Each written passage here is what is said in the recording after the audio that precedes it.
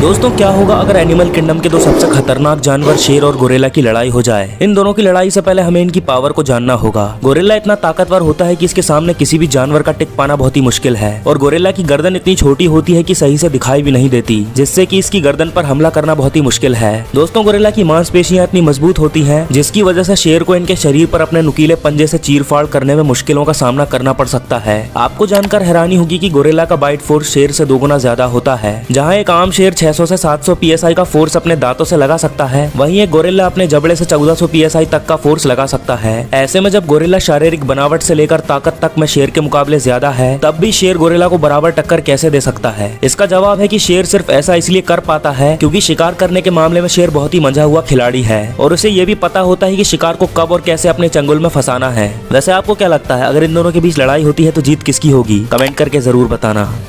दुनिया के सबसे प्यारे और मासूम जानवर जिन्हें देखकर आप भी उन्हें अपने घर में पालना चाहेंगे। Number 1 fennec fox. दोस्तों ये फॉक्स की सभी प्रजातियों में सबसे छोटे होते हैं। छोटे होने के साथ साथ ये बहुत ही क्यूट और प्यारे भी दिखते हैं। बस इतना ही नहीं बल्कि ये फॉक्स आम फॉक्स की तरह बिल्कुल नहीं लगते। इनका साइज भी आम फॉक्स से काफी छोटा होता है और कान काफी बड़े होते हैं जो इन्हें और भी ज्यादा क्यूट लुक देते हैं। ये फॉक्स लगभग 14 से 16 सालों तक जिंदा रह सकते हैं, जो कि एक आम पालतू कुत्ते जितना ही है। Number 2 finger monkey. दोस्तों यह है दुनिया का सबसे छोटा मंकी जिसका साइज इंसान के हाथ के पंजे जितना होता है। ये इतना छोटा होता है कि इसे आप अपनी पॉकेट में लेकर भी आराम से घूम सकते हैं और कई लोग तो इन्हें अपने हाथों की उंगलियों पर रखकर घूमते हैं और यही वजह है कि इन्हें फिंगर मंकी कहा जाता है। इनकी लंबाई तकरीबन 4 से 6 इंच तक बढ़ सकती है और इनकी पूंछ इनकी बॉडी के साइज से काफी लंबी होती है। ये खाने में हरे मटर, गाजर और फलों के साथ साथ छोटे कीड़े मकोड़ों को भी खाते हैं। तो आप इन दोनों में से किस जानवर को अपना पेट बनाना चाहेंगे? कमेंट करके जरूर बताना।